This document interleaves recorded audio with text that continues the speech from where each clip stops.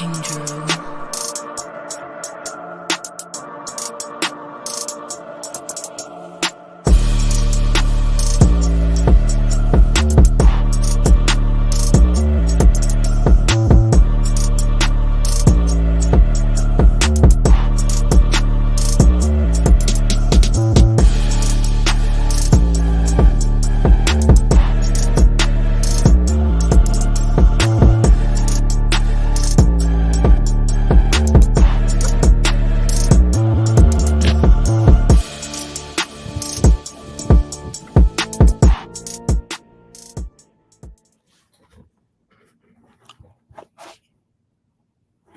Yes, sir, man.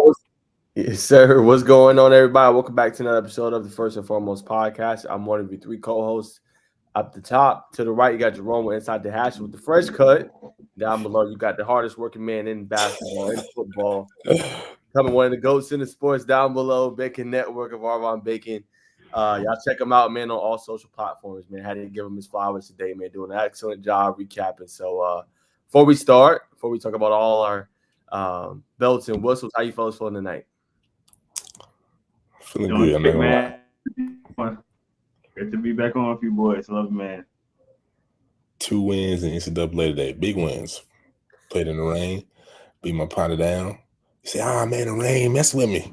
Came back second game. Took him to the loudest place in college football. We all know that's Death Valley. And I drowned him in that noise, to say the least.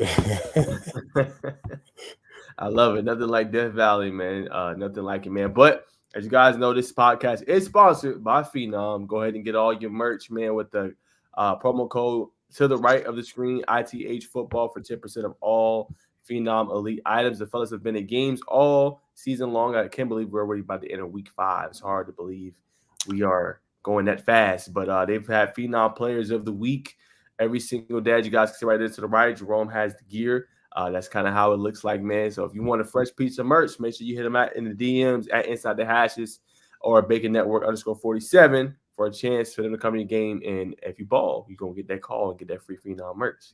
So you know how we go. But before we go ahead and start, we'll go ahead and start with our first and foremost tonight. And I'm going to start with Jerome. What is your first and foremost on this Tuesday night? First and foremost, man, I'm super excited because, the season started. Eagles are 1-0. Unfortunately, my Michigan team is 1-1. They got dog walk. It's okay though.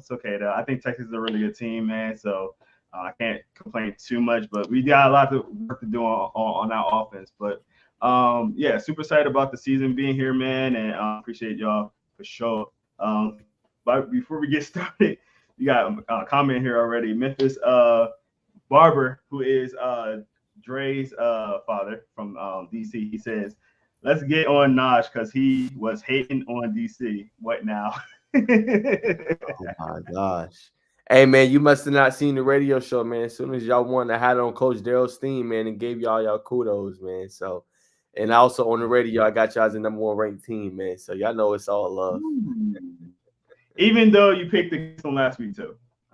Yeah, like I said, it's no disrespect to Douglas. I like Douglas, but what's wrong with a little bit of, I don't want to say the word animosity, but what's wrong with a little bit of little flavor, little flair in there, man? Everybody going to pick y'all all season, probably up into Carrollton. So if I can help motivate y'all, hey, I go all for it, man. It's all love at the end of the day, but I like a good game, man. You know what I'm saying? It comes down to, man. Langston Hughes was doing their thing. They had y'all a little bit on the ropes, but y'all pulled it out, man. Shout out to Coach Johnny White and Marcus Lindley, who is a very underrated player, has been doing this thing so far as started the season. They are running the rock, which is probably a little bit of surprise with all the skill players that they have this season. Memphis said facts. And this is on IG Live, by the way. I'm checking our IG Live. So if you're on IG Live, you can comment. If you're on YouTube, you can comment on YouTube. We have open comments. So on Instagram, I'll let you guys know what it is. Or if it's on the other platforms, we'll put it on.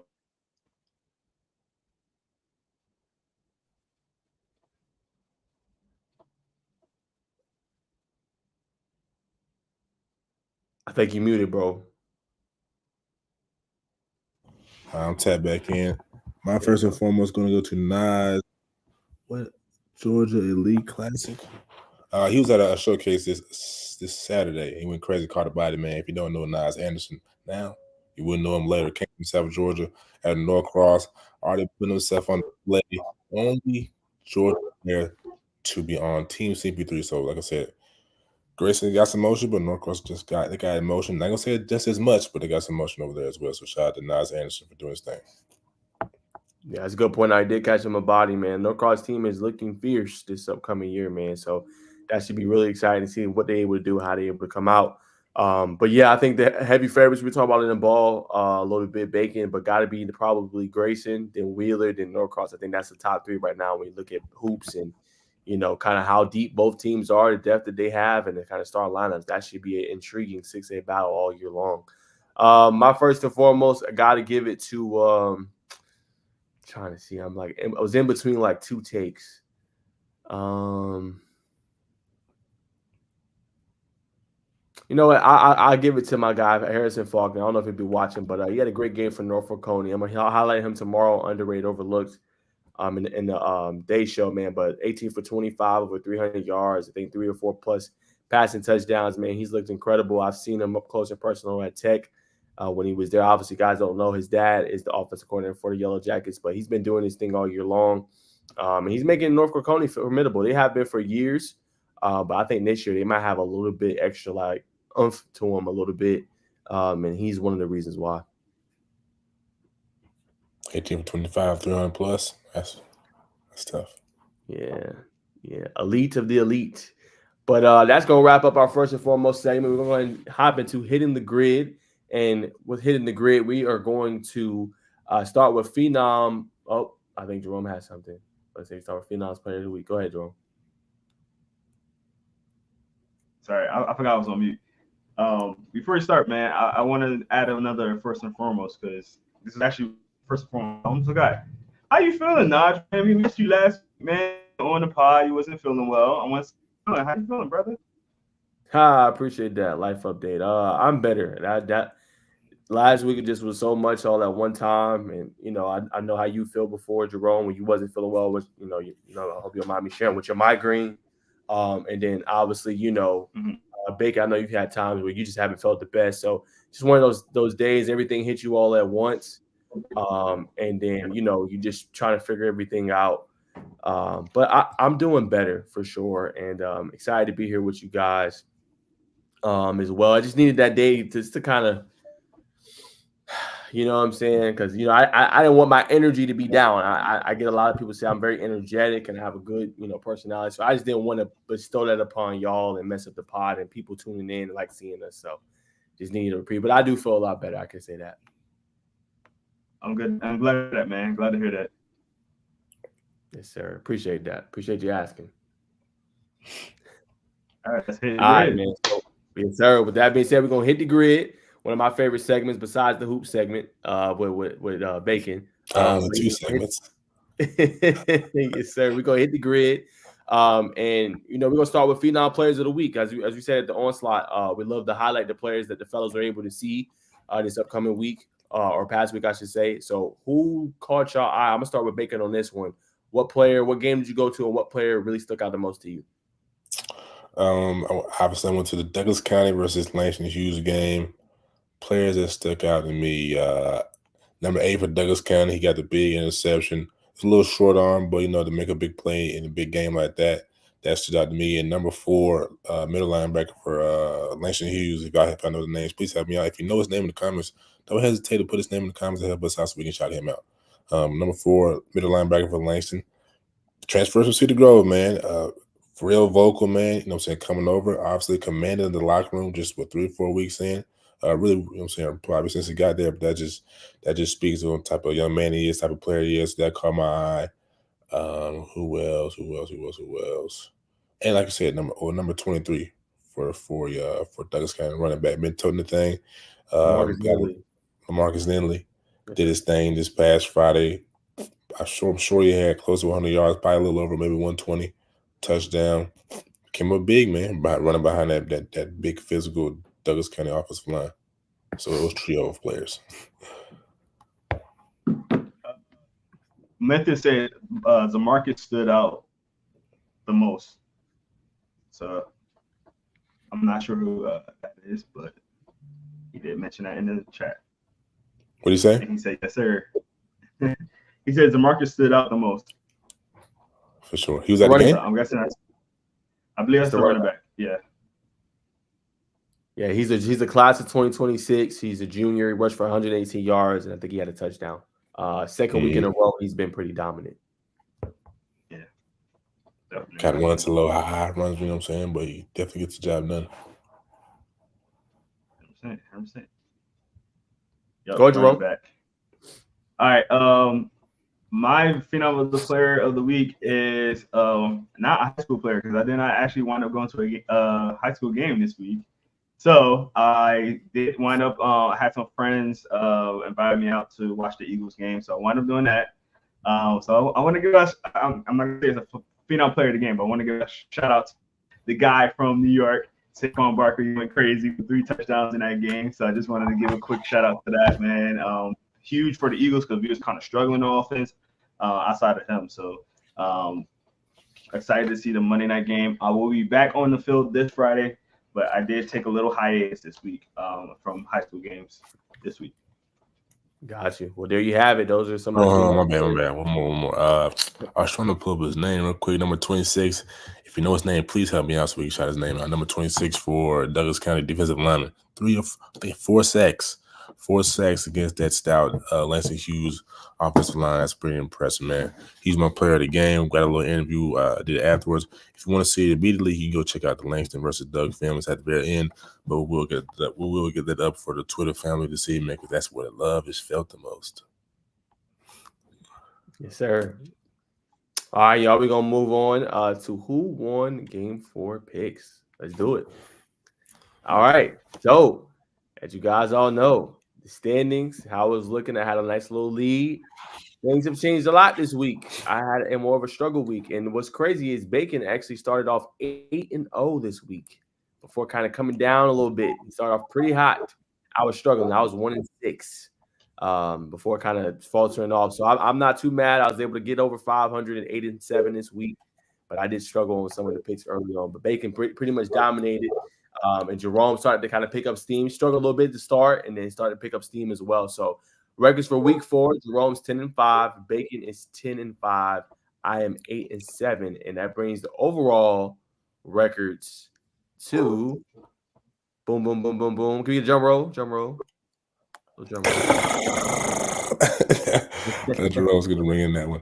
Bring the AI drums.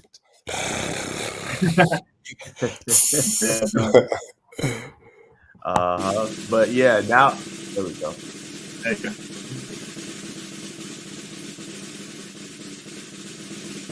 Ladies and gentlemen, only right here on the First and Foremost podcast. I'm dead. But yeah, so Jerome is 36-24, Bacon 36-24, and I am 37-23. So remember, last week I had a 3-game advantage that dwindled down a lot. I only have a 1-game lead, and the fellas are tied. So a very important week coming up with some major matchups. Before we get to the matchups, though, fellas, how you guys feeling after the records from week 4? Man, to be honest, I said it after the struggle week 1. I said, man, it's gonna be going forward. It's gonna be like a whole lot of gained ground, and it's been a whole lot of gained ground. So I just Team Bacon just you know what I'm saying, just you don't even gotta do too much. Just stay locked in, man. You know what I'm saying, we're gonna bring what we promised. Yeah, man. Game 2, week 2, a real big hit after being in the lead with I think it was a 1 game, maybe 2 game lead. I took a big hit in week 2, so I'm glad to see that it's so close though. That tells you we know something. We know a little bit of something, man. We're all close in our records, you know, and it's not like we're all like agreeing with each other on a lot of these. We're disagreeing on a lot of them. So I think that's pretty good that we're like that right now. I 100% agree. I think a lot of them we're kind of torn. Some of us agree on some of us are against the fence. So I like it. It's good, friendly competition, man. And don't forget, y'all, we might even live stream it. We might even put a video up. But remember, the winner gets to go to their favorite spot and they get a free meal sponsored by the 2 that lost. So it's a lot of stakes here. So that'll be a lot of fun to see who's gonna get the free meal. So don't forget about that. Don't forget about that. Might be even JJ's chicken. We've been there before too, so we don't know. We'll see. Whatever the winner decides to choose is where we'll go. So Yeah. Without further ado, let's go ahead and get into week 5 game picks, man. We got some really good ones. Okay, we want to start with Jerome's list. Bacon's or mine? How y'all want to start? You start with the big dog. We can start with yours, man. Start with mine. All right, let's get into it. So, starting with my list, I guess I ain't gonna waste no time. I hope Memphis is still watching. Douglas County versus Buford. I gotta be careful with this because I might get stamped again. I get stamped lately when it's messing with Douglas County. So I don't know. I'm about to pick. So I'm gonna start with Bacon. I'm gonna let him go first. Bacon, who are you taking in this? Man, I'm gonna take man, you got Jaden Parlati at Buford. He's a game wrecker. Big linebacker number 3. What's his name? Help me out, y'all. Montrez Walker. Montrez Walker, man. So that run, it might slow down. Last week, coming off the Langston win, Doug was a little banged up. That's a little banged up. Man, I don't know, man, but I'm still gonna ride with man. I'm riding with Doug. I think DJ and the wide receiver crew, this gonna be their game to take the top off. There's been a lot of people like, man, where's the biggest explosive plays, man? This is gonna be the week because I really don't think they're gonna have too much success running the ball. Buford's got some big time playmakers in their front 7. All right, go ahead, Jerome. Yeah, I'm going with DC as well. My decision on this is, and I'm not just keep picking DC like just to pick them, but I think it's gonna come down to Buford's offensive line actually versus that defensive line. And Buford lost some pieces on that offensive line this year. They're gonna have to block, Jordan Carter and number 24, I believe, on that defensive line. So I think that's gonna be a big factor, how the offensive line and defensive line plays on both sides actually. The linebackers, really good linebackers. So we're gonna see how they play against the run, but I'm sure they're gonna try to take. Douglas County has a lot of weapons where they can take advantage of, the speed of those linebackers and crossing routes, things like that, setting things up. So Douglas County has a really good offensive coordinator, which I give credit to them. So yeah, I think it's the offensive defensive line on this one. So I'm going Douglas. Najeh got a smile on his face. So I'm curious what he's gonna do. But that's not a. Go ahead, G. Go ahead and get stamped. I don't know. Screen record on. Like something's telling me to pick Buford, but it's like I might end up on a poster again, especially if they win. So like I don't know. Listen, but you going against them is helping them. Yeah, it is. So maybe in my heart, I kind of want Douglas County to win, just so I'm saying it's helping them out more for what they want to do. I'm gonna roll with Buford. I'm gonna go with Buford. I know it's another against the green pick, but it's not no disrespect to DC. DC has a phenomenal team, and this has nothing to do with physicality or anything. I'm just gonna roll with Buford to kind of come out on top. I think it's gonna be an electric game between both of the teams. And I want to see what Dayton Raiola can do. This is one of his biggest tests so far. He has Milton, who's probably the best team in the state of Georgia, and probably one of the best teams in the country. But now you're playing that vaunted Douglas County defense. I want to see what he does against them. And obviously, I know Jordan Carter is dealing with a shoulder issue, but they got some guys still that can get off the quarterback. I want to see what Buford can do. So I'm gonna roll with them to come out on top. I like that. All right, so we're going to go to the next one. We got Milton Blessed Trinity, another really good game. Blessed Trinity's 3-0. They have some notable wins this year. They've beaten Prince Avenue Christian. And then Milton already had some good wins as well. They've beaten Buford in a tight game. They've been able to beat American Heritage. They beat Alpharetta. I'm going to go with Jerome on this one. Who are you taking to win this one? Stick to Milton here. Really good team, man. It's going to be really hard to beat them. I think people don't realize how good their defense is. Everybody talking about the offense with the firepower of CJ and I'm blanking on quarterback's name. But yeah, I just think that Milton's defense is gonna really show up here, and they're gonna pull out the win. Defensive game. Defensive game. Okay. Go ahead, Big. I like Milton here for sure. If Brandon Jacobs, I'm mute. Luke Nichols. That's what I was trying to remember. Luke Nichols' name. Luke Nichols, yeah. And Luke is a leaguer, man. If you look, Luke's name. Listen, just go, bro. Come on, brother. Come on, man. You talking about a future star, man, on college level. A player. If you know me, I'm bad at names, so I'll be forgetting names sometimes. You interviewed him too at I know.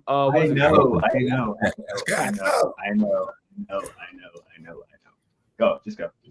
Go ahead, Big. I'm more with Luke Nichols and the Milton Eagles, man, for sure. I think this year they have too much. A number 3 team in the nation. This game, they should win this game by 17 points or more. Lord. Okay, that's a little excessive. Maybe they have a good defense. We'll spot them 7 points. We'll say 10 or more. Sheesh. 17. You got dope, don't you? I like number 3 team in the nation with those weapons: C.J. Wiley, E.J. Barbour. Forgive me, I can't remember your name, brother, in the backfield, man, who's been having a phenomenal season thus far. With an old offensive line like that, with a head coach like that, man.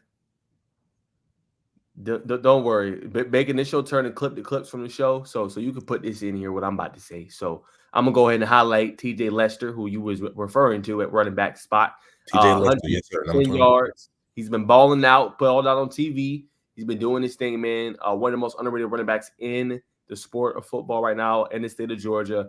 He's been doing his thing. He's been phenomenal. And then I'm going to highlight them linebackers, man. Nobody ever talks about them. But they helped him win a state title last year. That's Hayden Tumania, that's AJ Bitten, and that's Tristan Lester, who is his brother. They are the real deal, man. Obviously, you can talk about the corners well with Dylan Lewis and Tyler Redmond, both Tennessee commits, but that linebacking core, man, is what's making the difference. I'm telling you, and they've been getting pressure on the quarterback. So I'm rolling with Milton as well. I don't think it'll be 17 points. I think it'll probably be a 1-score or it's a 10-point game. But should be a good one, man. Milton's a great program with a phenomenal coach and Coach Ben Reeves.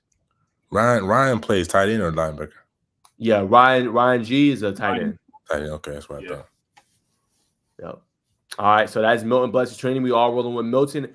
Then we got a pretty good one, underrated one. Calhoun versus Cambridge. Calhoun suffered the loss to rival Cartersville last week. Cambridge is undefeated, pulled out an OT win against Denmark. Who you guys rolling with? Let's go with Bacon. I honestly don't know that much about Cambridge. I know that Calhoun historically has always been a good program, so I'm going to go with familiar this week, and we're going to go Calhoun. Bounce back against that loss against Cartersville. Okay, so you say Calhoun, Bacon? Calhoun, Yellow Jackets, if I'm not mistaken. Yep. Go ahead, Rome. Yeah. Calhoun is currently 1-2 right now. A lot of the games were close except for the last one, which Cartersville kind of got to them. Cambridge is a undefeated team right now for 4-0, 3-0. 4-0. It's gonna be a good battle though. I think don't look at the records because Calhoun is a really good team. Cambridge has been rolling. I'm gonna give the slight edge to Cambridge though, just slight edge. I think they've been up and coming team this season, so I'm gonna give them a slight edge. I think they're gonna come out as 5-0. All right, I'm with Jerome. I'm rolling with Cambridge. A lot of people in the team people don't know about. They slept on. I might even go reach out to their coach, see if I can go to a practice after work or something one of these days, just to be able to feature them a little bit more. But like I said, man, he's one of the best offensive minds in the state. Nobody talks about him enough, and that's head coach Tyler Jones, man. Just watch how that offense works. Watch how they operate, and they are elite. Defensively, I'm not sure. I have not seen that side of the ball, so I can't speak too much to that part yet, but I can speak to the offense. Weston Taylor has been doing his thing. So far this year, first year as the starter for them. He's been phenomenal so far. Tyler Blaylock, the running back who does a little bit of everything, can catch out the backfield, can run in between the tackles, can bounce to the outside. He's been good as well. And then obviously Craig Dandridge, he's been doing his thing at the wide receiver spot last game, 4 catches, 66 yards, 2 touchdowns. And then Can't forget Hudson Cochera. He's been doing this thing, man. One of the best, most slept-on receivers, I think, in the 2026 class that nobody talks about. But just a guy's gotten bigger, faster, stronger from when I've seen his tape. And he's just super, super athletic, man. I'm rolling with Cambridge. Big time win for their program. They come out on top. Stronger, Fender, faster, stronger. Okay. All right, we're going to go to the next one. Gainesville versus Carrollton. Carrollton. Damn. That was quick with that. Yeah, you need to wait no time. Just seen Gainesville play against Moody, obviously against Westlake. I just think Carrollton going to come town. It's going to come down to. But what we've been saying is going to come down to Gainesville DBs. Can they make plays against that onslaught of receivers that Carrollton has and with Juju Lewis throwing on the ball, who's been rated at Elite 11 at one of the most accurate quarterback in all of the 11. So you know what I'm saying, I think this is going to be a Gainesville's first loss. You know what I'm saying? This is not going to be that bad. You know what I'm saying? This may affect their 25 rankings, which I'm sure they're very ecstatic about. However, they're not in 6A. They're trying to win a championship in 5A against Milton. But we're not finna disrespect 5A like that, though. Like I'm not disrespecting it, bro. I'm not No. I didn't say you didn't. I didn't say you was. So what are you talking about? Like it's a big difference. With Douglas County, buddy. All right. Toombs County put off a big upset and beat a 6A opponent in Rome or 5A opponent in Rome. I got to see what classification. I can't remember. They Class C Division 1. So, yeah, we ain't gonna act like 6A this top notch, way above 5A. 5A is right there too. That's all I'm saying. I agree with your statement. You ain't wrong, buddy. I'm just telling you. Let's get some love to 5A too, though. 5A does have Milton. 5A schools, huh? 5A does have Milton, do they not? 5A does have Milton, who's usually a 6A, 7A team, but yeah. All right. Nah, Go ahead. I ain't trying to interrupt your take. I said let's give 5A some love too, though. Shout out respectfully. I'm taking Carrollton.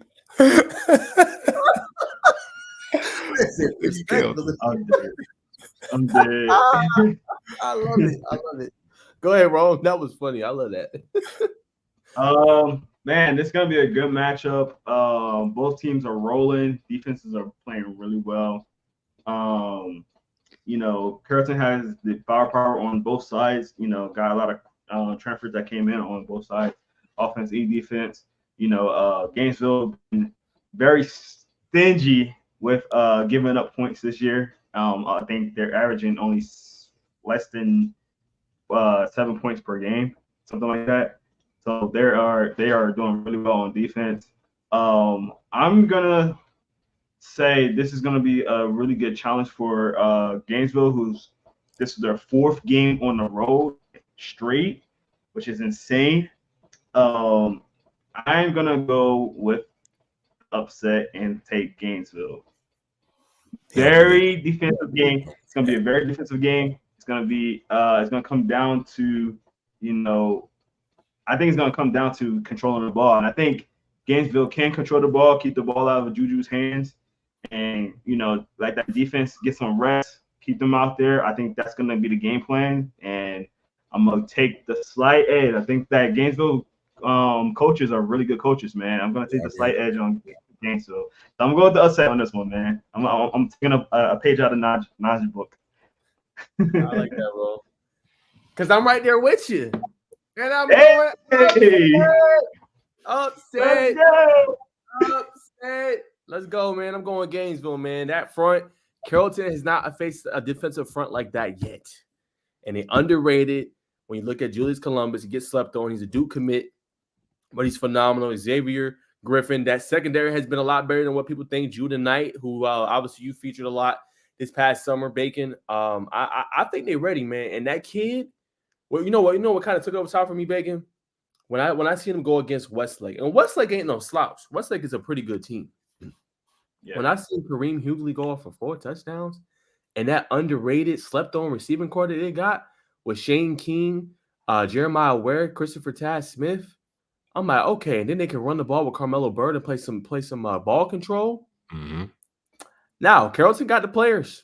They might be more talented, you think. But I you know what I'm going? The true edge is, and no disrespect to Coach Joey King. This is no disrespect.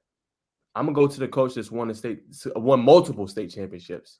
Hasn't won one in Georgia, but has not lost in the regular season. We seen it, Bacon. We talked about it after I had got back from Alabama, and we talked about the coaching prowess in the display that Coach Niblett put on Moody. We seen it again. Now. It's hard Coach to replicate Mr. 225K now. Hey, 250 almost. And Niblett not too far, about 148. He never won the state. I'm telling you, something about Niblett, man, in that coaching. Hard to replicate it, man, in his adjustments. This is going to be a great game. I don't know if it's televised. Hopefully it is. This is going to be a must-see game besides, obviously, D.C. and Buford. We're going with Gainesville, man. Friday. Good God. Najeh, you said exactly how I was feeling. Everything I said, you double down on it. I 100% agree with that. I wish I was going to the game. I got denied, actually. There's too many people at that game. Already? What? Yeah. I'm hitting him up. I put the request in on Monday, and he already was like, yeah, I had no room. So, yeah. So he promised me another game, and I won't reveal that yet. So I'm most likely, yeah. He respectfully said, I'll get you in another game. I'm so sorry, but couldn't get it in. Before we go on, Memphis said he's going with Gainesville as well. He says Carrollton ain't really looking like a killer team. That's a strong. Hey, so Memphis, I hope you still watching. So Memphis, you ain't believing just yet, huh? So you feeling pretty good when y'all face them DC fan championship. A couple months down the line when y'all face them in November, you feeling pretty good about that if you take Gainesville, then, huh? Let me know what he says, Jay. Let me know what he says. All right, my last one before we throw in the bacon. Hold on. I gotta get some intel. But I'll let you go. Oh, go ahead. So like I said, I'm saying no disrespect to Memphis. He's a Douglas County fan. I've been talking to some credible people, talking to my sources, and he said they got a big offensive lineman. I believe sophomore. It's not getting talked about a lot. Sam may get put into play. And we didn't talk about Kamara and Farmer. Those guys can run the ball as well. I know I haven't really seen how they've been running the ball, but I think that needs to be accounted for. It needs to be accounted for, man. Well, we're gonna see, man. I hope I keep the same energy come next Tuesday. Man. But let me ask y'all this before we move on. So let's talk schematically. How do you think Coach Niblett is going to attack that offense? They can spread it out. They got 3 different receivers. They can kill you. Tight end, he can make some plays. Kamara can run the ball, but are you going to bring that safety down in the box? Are you going to keep it up high? What are you going to do? I think for Niblett, you're talking about defensively, right? I think you got to stack the box first. You want to kind of slow down Kamari, I think, and I think he'll see how that goes, and he might run some different clouds, cover 3 cloud, some different coverages, probably some different exotic blitzes. You got to try to speed up Juju a little bit, create some pressure. You can't run. What I will tell you, he's not going to run the same play or same coverage every single snap. He's going to throw some different looks because, as you said, they got some good receiving threats on the outside. But if their defense goes out in trench, if their defense can dominate on the defensive line and they can create pressure, it's going to make it a long night. But that's easier said than done when it comes to Carrollton because they get the ball out so fast out of Juju's hands. But I think you'll see him probably try to stop the box first and then probably go out and try to shut down, obviously, those playmakers and really wrap up tackle. That's going to be important in this game. So I think it's going to be big to get Peyton Zachary in space, right? Get him on little swing routes, get him on little bubbles. Get him in space as much as you can to keep that defense honest. They want to blitz you, boom, boom, boom, boom, boom, and you kind of work him and Kamari up the sideline or up the middle of the field if you can. But I think that's going to be Coach Joe's check down adjustment. 100%. Should be going. It'll be definitely an ultimate coaching battle. 100%. Yeah. But all right, we're going to go to the next one, man. Lee County versus Colquitt County. If I turn over to Bacon for his picks, I'm going to roll. I'm going to start this one. I'm going to roll with Lee County. Like how we talked about North Gwinnett a few weeks ago and them coming down there and winning. I think Lee County, they're going to be too much with their quarterback, Brian. Obviously, their Austin running back, Usman Kroma, who's phenomenal. And then their defense is pretty decent, pretty good this year. So I'm rolling with Lee County. Who they playing again? I'm sorry, I was typing. Colquitt. Big rubber game. I don't want to be a sheep here, so I'm gonna go Colquitt. I think I picked. No, I didn't write down my picks. So I'm gonna go Colquitt. Just cause. Just cause. Go ahead, Jerome. Yeah, I went to this game 2 years ago, man. Colquitt, the score didn't indicate how the game was. It was a really close game. Colquitt ran off with the game 2 years ago. And that's when they had Kruma as well. Fast forward to now. Last year they lost to them also. So right now Lee County's kind of behind the ball on with Colquitt. Colquitt just had a very disappointing loss last week to North Gwinnett. A game that I think I said I got. I can't remember if I said I got that one. But North Gwinnett was a good team. Lee County does a little bit different stuff than North Gwinnett does. Lee County really depends on the run game and on offense. I'm going to give the slight edge to Lee County. It's been 2 years now. Losing to Colquitt. This is a huge rivalry game. I didn't realize how big of a game this was until I went down there 2 years ago. Took that 3-hour drive down there, and I was like, man, this is insane. The atmosphere is crazy, and it was a great game. So I'm gonna give it to Lee County this year, mainly because I think they can definitely keep the defense off the field. They've been doing a great job, holding the time possession with the running back and everything. Offensive line looks a lot more improved, so I'm gonna take Lee County. Slight edge. Understandable. This one looking at Colquitt. I said, did you already pick Najeh? I don't want to take away from your wisdom, brother. I already did. I bet. So looking at Colquitt, I see Mr. Larson. Let me get his first name. Cohen Larson, excuse me. He's got 3 touchdowns, 2 interceptions. That didn't really like that. Would like to see that touchdown interception ratio a little better. Still has a 91.3 QBR, which is max preps rated in his high school ball, so people don't really look at that. But on the ground, Mr. Lamar has got over 200 yards, 203, and they got Mr. Brown. They're combining for what's that? 248 yards, 5 touchdowns, so they can run the ball as well. Mr. Walker, number 13 for Colquitt, got 159 yards receiving. So, other than the quarterback stats, I like what I see. So if he can just not turn the ball over, make passes here and then they can run the ball. I mean, it's gonna be tough, you know what I'm saying, especially if Lee County's gonna have success and run that clock out, but we'll see. All right. So there we have it. I'm gonna throw it over to Baker for his 5 top matchups to watch this week. All right. Let's see. Buy me some time.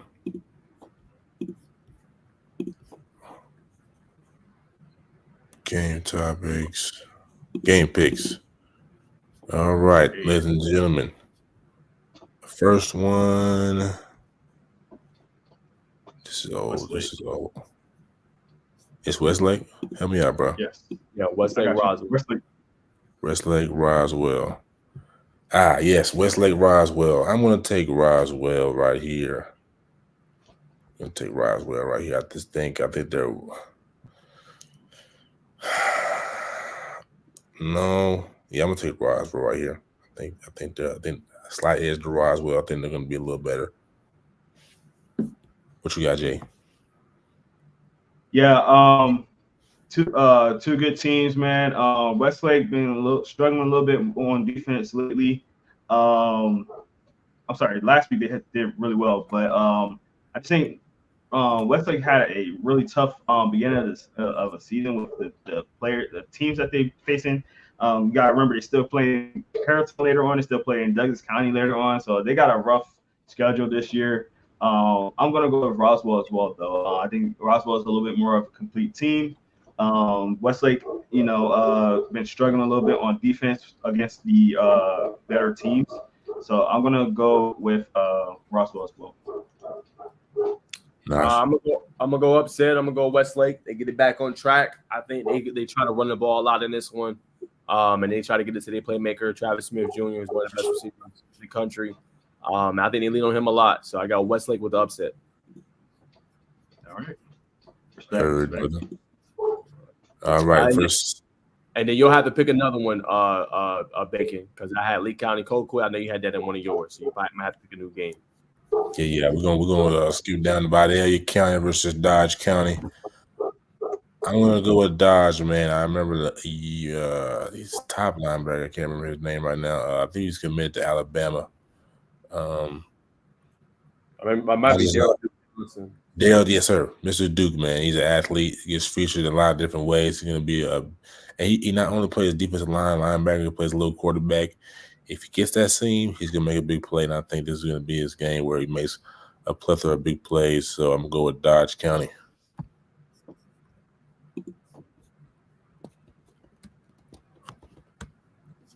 Yeah, same for me. I'm gonna go with Dodge County as well. I believe in obviously Gerald Duke Johnson losing them all over the field. They have a pretty good rushing attack. I think they'll lean on that a lot in this game, so I'm rolling with them to come out big against Vidalia County. Yeah, I'm going to Dodge County too. I don't know a lot about either of these teams, to be honest. But just looking at the opponents that they played, based on some of the things I heard about Dodge County from afar, I'm going to go with Dodge County as well. All right, and I found my game, ladies and gentlemen. It's going to be Prince. What is it, Prince Ave? No, I think this is the wrong team. Excuse me. Also, we're going to go to my next game. It's going to be Bowden versus Heard County. I know I'm bringing y'all in the uncharted waters here. This is kind of area I know a little bit about. I know about Bowden, of course. Heard County. They had a pretty good offense last year. They lost a quarterback and I believe a receiver. The defense is pretty stout. That's where they kind of hang their hat. Can they stop Caden Porthrow and their newfound sophomore quarterback, I believe? The answer is no. I'm going to roll with Bowden here. I think they're going to be just a little bit too explosive here. They're probably going to wear that defense down. I think they're going to strike late and take their heart at home. Bowden's at home. So I'm going to roll with Bowden here. Close game, though.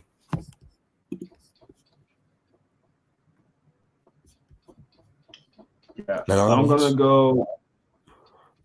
I'm gonna go with Bounce County as well. This is two teams I don't really know about that much, but looking based on their previous games, Bounce County can score the ball at will. It looked like they lost their first game of the season, 36-35 was a 1 point game. And that was the last time that this defense gave up the 1 points. They gave up a little bit last week against Westside, but the first game was the most points they gave up. I'm gonna go with Bounce County as well. I mean Bounce. Bowden. You mean Bowden? Bowden. Okay. Sorry, Bowden. All right. So for the second straight game, we going with all the same picks. I'm going with Bowden as well. Player to watch for Heard County is Brody Buck Cofield. He has 10 catches this season, 182 yards. And 2 touchdowns. He is only a sophomore, so that's going to be probably one to watch for our eyes. Might end up blowing up here pretty soon. But I'm going to go with Bowden. Bowden is one of my number one teams in the regular do for scores. So, and for good reason. I know they had lost the Fellowship Christian early in the year, but they did champion for a reason, man. And they one of the better teams, I think, in the state, regardless of classification. I think they can match up with a lot of people. So I'm going with them, Coach Finley, and what they're able to do down there. Like Bacon alluded to, not still is Thunder, but how are they going to stop Caden Porthrow? That's a key point, and they can also run the football. So rolling with Bowden as well. All right. Bremen versus Rabun County. Rabun County, this is not the Rabun County that we've just found out that Bo Walker is at. This is the other Rabun County. That's Rabun Gap. So shout out to Bo Walker for them saying doing needs to do working the process, the rigorous process of GHSA to get back on the field, man. So I hope that they do great things. They got a loaded team, by the way. They might win state. No cap. Bremen or Rabun Gap. I believe Bremen is having a pretty good season this year, but I think Rabun County is going to be too loaded, too physical in the trenches for them to really handle. So I'm going to go Raven County. 10. 14. 14-point win.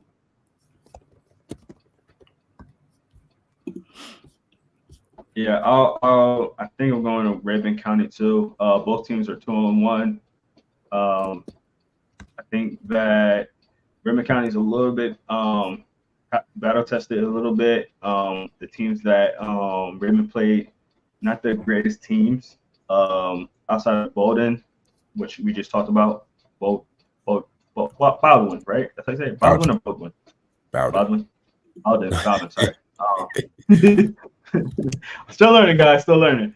But yeah, they lost to a really good team. And then the other two teams are not the greatest teams. So I'm gonna go with Raven County as well. Yeah, I'm rolling with Raven County. Bremen's dealt with so much with their quarterback, Carson Kimball. They started to caution strong after he messed up his spine and his vertebrae in his back. A terrible hit against Bowden, who they played a couple weeks ago. He's recovering, so love to see that. They did pick up a big win, 36-14. I think they got a great head coach and a great team. But I'm going to roll with, obviously, Raven County. I mean, I think they're just deep. They're talented on both sides of the ball. I think they come out on top, man. But look out for – don't sleep on Bremen in this one. I think this game is going to be a lot closer than people think. But I'm rolling with Bremen as well. I mean, I gave Raven County as well. Sorry. Well, I'm calling him with the funny names. My last game. All right. Moving on to my last pick, my last game, game 5. Game 5. It's going to be the North Oconee, who you talked about earlier, Najeh, versus Jefferson. Oh, that's a good one. That is a good one. I like North Oconee, and I know Coach Travis Nolan for the Jefferson Dragons. They want to, get things back to rolling. Not continue to keep things rolling over that big win over Stevens County. Put up 45 points. That is impressive. I don't know here. I just made some good points. North Oconee beat Clark Central 36-13. They gaslighted up with Dalton 42-0, blanked them. So I think I'll be a fool not to go with North Oconee. And had an air raid offense, so I think I'm gonna roll with North Oconee, but close one. All right, so North Oconee versus Jefferson. Bacon's going with North Oconee. All right, who you got, Jerome? While I put these picks together. Fun fact: this is one of the games that I had on my list originally, and I took it off for some other games. So this is a good matchup. So I'm glad that Bacon discussed it, because I was struggling with two games, and I wound up taking this game off. I think it's going to be a good matchup, man. I think that for me, I'm going to go with Jefferson in this one. But close one. I think is Jefferson been rolling lately ever since the first game versus Marist. Marist is a option team. I went to go watch them live. They're an option team. They're hard to beat defensively unless you know how to stop that option. That was the only team that they lost to. All the other games were like good, strong wins and confident wins. So I'm gonna go with Jefferson on this one to upset North Oconee. Good pick, man. A couple players to watch on Jefferson is Rhett Hip Hill. He had 3 touchdowns, an interception, a forced fumble, and a fumble recovery, while also having 100+ yards. Kid was a stud. Like, he was one of my top performers this past week for a reason, man. He did his thing. They could play, man. And then they also got their quarterback who played well, Grant Marquis. So it's going to be a good one, man. I think this is going to come down to the last possession, and both teams going at it. But, you called me a stickler, but I really believe in Kamari Brooks, Landon Roldan, and obviously, more first and foremost, their quarterback, Harrison Faulkner. So I'm rolling with the Titans to come out on top. I think they're going to have a really great game against Jefferson. Going to be neck and neck to the end. I got a game-winning touchdown by North Oconee, man. So I'm rolling with them coming out on top in a great contest between 2 really, really good teams. But North Oconee for me. All right. Jay's big son. All right, so these are my picks right here. This was kind of hard because these guys took all the good picks, as always. So I had to scratch, but I think this is going to be some fun matchups. My first one is going to be Brookwood versus North Gwinnett. Brookwood has a really good running back, good offensive line. I think their quarterback is pretty solid. Running backs, defensive back is good. But I'm going to go with North Gwinnett. I've been on them all year. I think they're a really good team. The most balanced team I've seen right now, and I think people are really underrated right now. So I'm sticking with North Gwinnett on this one. Najeh, I know you was on North Gwinnett as well. How you feel? Yeah, same thing. I've been high on them ever since. I think I was telling you about them at 7-on-7. And how elite I thought they was. And it's just translating towards the season. So, yeah, I like Brookwood. I like Julian Elsie. I like the quarterback, C.J. Franklin, Coach Philip Jones, and obviously their running back who's one of the best in the country, and Braden Tyson. But I just think North Gwinnett has so much, bro. Like, they could beat you either running the ball with Tommy Lafayette or they could throw it. And they senior quarterback has been great. The Georgia Tech baseball commit, Ryan Hall. And I think it's going to be more of the same, man. What really proved to me, Jerome, was them beating a really talented and a really good Mill Creek team and coming back in that game when it was trailing early on and being able to pull that one out. So I'm going with North Gwinnett to come out on top against Brookwood. Yeah, you got to go with the team that's winning ball games consistently. At Brookwood at that 1-3, I think you have to go with North Gwinnett. North Gwinnett here, who y'all just said, had an impressive comeback win against Mill Creek. I was like, man, I'm gaining some ground. It's gonna be a big game, big momentum. I'm 8-0, but unfortunately they came back and lost the game. I was trying to find a stat update on Tyson. I don't see his. Oh, here we go. 500 already half a band. 517 rushing yards, 7 tuggies, 200-yard plus games. Longest run of the season has been 68 yards, averaging $172, 172.3 yards a game, 8.9 yards a carry. That's electric. I know he's catching some balls out the backfield. So where is he? Braden Tyson has 26 yards out the backfield, averaging 16.5 yards of reception. So man, the brother can do it all. But I know, man, Najeh, tell me out. What's the young linebanker's name for North Gwinnett? Jay Godfrey. Jay Godfrey, yes, sir. He was in our top 25 for 2026, 2025, 2027. That's going to be an interesting matchup to see how, I'm saying, the two, when Titans collide, that's going to be a good fun one that I'm going to keep tabs on as I watch film. So, but you got to go with North Gwinnett. Definitely. All right, let's get to my next game, and that will be Norcross versus Duluth. Duluth is kind of a surprise team this year. Both teams are 2-1 right now. Duluth. Norcross just had a real good win against Walton last week. While Duluth is just, like I said, been surprising people. Beating every team except for Central, which they only lost by field goal. So. I'm going to actually go with Norcross on this one. Right in the momentum, beating some really good teams. Lenore beating Lenore, scoring it up on Walton, who I thought it was a really good team. Keeping it close against Mill Creek was one of the top teams in Georgia. So I'm gonna go your alma mater, sir. Alma mater getting a lot of love, I see. Go ahead, Bacon. Yeah, for right reasons only. Norcross is 2-1. They did just beat Walton up pretty bad. They're just a good team, man. Only thing that just gonna spook me to pick Norcross as a season wise when they play better competition, especially towards the end of the season, going into the postseason, is their quarterback play, right? They'll be able to make those throws. Kind of looks to run first a lot to me. I'm going with Norcross in this one versus Duluth. Should be pretty easy win.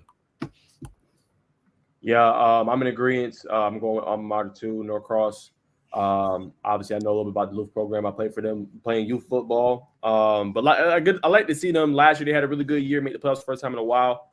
Connor Langford's the quarterback. He's having a pretty decent season. They obviously got Daniel Ajita Hun, who's committed to Georgia Tech as well, the offensive lineman.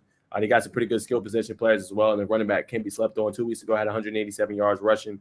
But I'm a roll with Norcross, man. I think Bacon brings up a good point. How their quarterback play is going to be in those big games when you got to play probably a Mill Creek again, or you got to play a Buford, or you're going to have to play, one of these top teams in 6A, probably on the road. How is that going to look? I'm not sure. But what I will say is I like Coach Maloof. I like their running game, and I like the outside weapons, man. And they got this kid, Ezekiel Theodorus, who has been balling, 16 tackles. He had 3 tackles for loss, 1 big hit, and 2 pass breakups in the win over Walton. And what's crazy, I heard the stat. I got to confirm it. This is unconfirmed. But I heard they had 3 pick sixes in the game against Walton. So if you're doing that, hey, that speaks volumes. I'm going to confirm that, but that is what I've heard from my sources. They had 3 pick sixes in that game, and the offense only had a 1 touchdown drive. That's pretty crazy to think about. So I'm going to confirm that. That's not confirmed, but I will confirm that and let you guys know on the next show, next pod, or when I see y'all. But awesome, man. All right, next game we got Sequoia. I think I said that right. Versus Sprayberry. Sequoia is undefeated right now, 4-0. Sprayberry is got 3-1 right now. Just lost to Pope last week. I'm going to go with Sequoia. I'm gonna let them keep rolling. I have them winning this game. I think I believe this is a rivalry game if I'm not mistaken between the two. Sprayberry has some good wins, but I think the level of competition they play is not as good. Beating up on Etowah, and Stone Mountain in the last couple of weeks. Lost just recently to Pope, close game, and impressive win against Alexander to start the season. But I think Sequoia had stronger teams that they played. Cherokee, Kell, really beat up on Riverwood last week. Put that 50 burger on them, 50-7. So I'm gonna go with Sequoia. I can understand where you're coming from, brother. I'm gonna roll with Sprayberry here. Team out of Marietta had some success last year, primarily because of Jaden Duckett and their receiver Manfred. Is it Manfred? Yes, I believe it is Manfred. I like what they got going on. They got some weapons on the outside as well, outside of Manfred. But quarterback's taking care of the ball, 9 touchdowns. They got a solid defense. But I like Sprayberry in this matchup.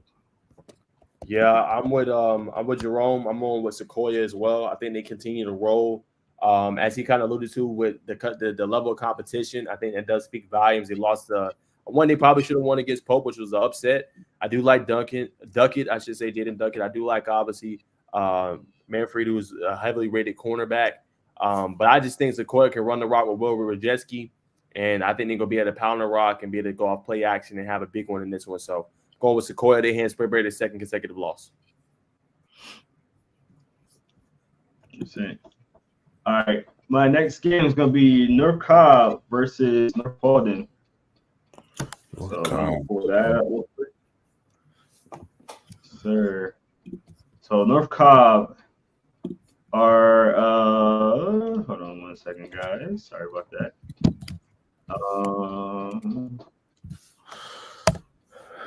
So North Cobb 4-0 right now. Play some solid teams so far. Nobody super crazy. They play Archer, McKeitron, who kind of struggling this year. East Kaltua, I think that's how you say it, and just beat up on Kaua. Kawita. These are Indian names. You gotta get your Indian name right. Being Georgia, brother. We got Etowah, East Kawita, McKeitron. Yeah, there's a lot.